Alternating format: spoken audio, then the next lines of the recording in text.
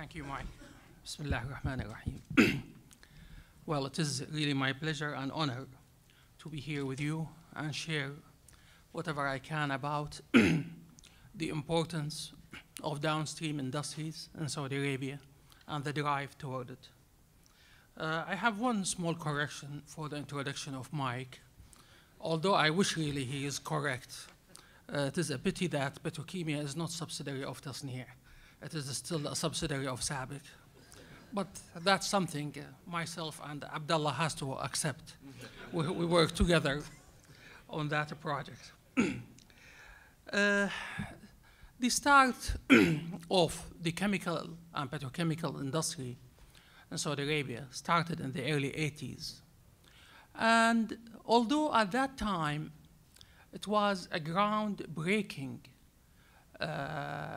venture of unprecedented magnitude by the measures of today and compared with what was achieved up to now, it may look modest. The total petrochemical project from that initial wave, which started in the mid-80s, is basically less than the olefins and polyolefins production, which was achieved at that major development drive in the mid-80s, is basically less than what TASNEE alone is producing today in olefins and polyolefins, which can be surprising. And TASNEE is basically a medium-sized company. We are much smaller than SABIC. In any case, that industry started based on the utilization of methane and ethane. And for those of you who are knowledgeable of the chemical industry know that the options to go from methane and ethane will be, relatively speaking, limited. So the level of diversity was limited. We were limited to methanol, ammonia, ethylene, and some of the derivatives of the ethylene. One exception to that, we had some benzene from the refinery, which facilitated the production of polystyrene by SABIC. Styrene by SABIC, then polystyrene by SABIC through the efforts of Petrochemia. By the mid-80s, there was a major development, which started again by SABIC, which is the utilization of so-called natural gas liquids. That started with the butane for the production of MTBE, and then by the early 90s, Petrochemia, I'm proud to be associated with that project. Abdullah really managed the first liquid feedstock cracker in Saudi Arabia, which was the first to be built after the initial wave of crackers. And the importance of that, it is not additional volume only, it is additional diversity. So for the first time, propylene was started to be produced. In addition to additional benzene quantity was to be produced, additional butadiene to be produced. And all of these are quite important. Again, by the mid-90s, we had seen more and more diversity.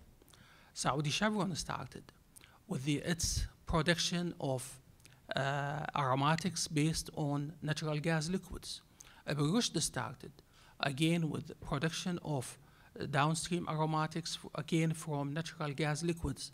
So the importance of all of that was increasing the level of diversity, increasing the number of molecules available for the downstream industry, and I will touch base about that.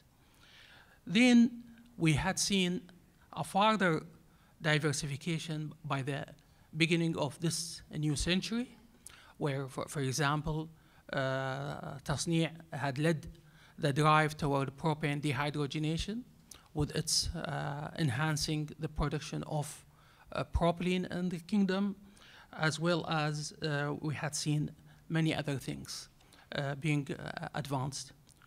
Today, we are seeing unprecedented level of diversification in Saudi Arabia and the chemical industry. Almost whatever molecule you may think of, you name it, it is almost there. From the very beginning, our petrochemical industry, and really led by SABIC, was maybe the only chemical company in the world which was producing all major polyolefins: polypropylene, high-density polyethylene, low-density polyethylene, polystyrene, PVC, which is unusual level of diversification. And the main emphasis at that time was, let us enhance availability to the downstream industries, and I will talk about this. Today, we are seeing a higher level of diversification. TASNEE is starting with the acrylic acid and the acrylate chain. Acrylonitrile is being produced. PMMA is being produced.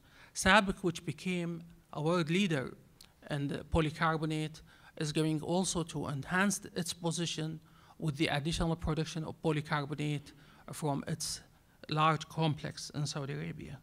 And we are seeing now Sadara with the partnership between Dow and Aramco, which will bring additional molecules. Of course, we are proud to be also partners with Dow in the field of acrylic acid and acrylates, and also for the production of the super absorbent polymers in partnership with Evonik.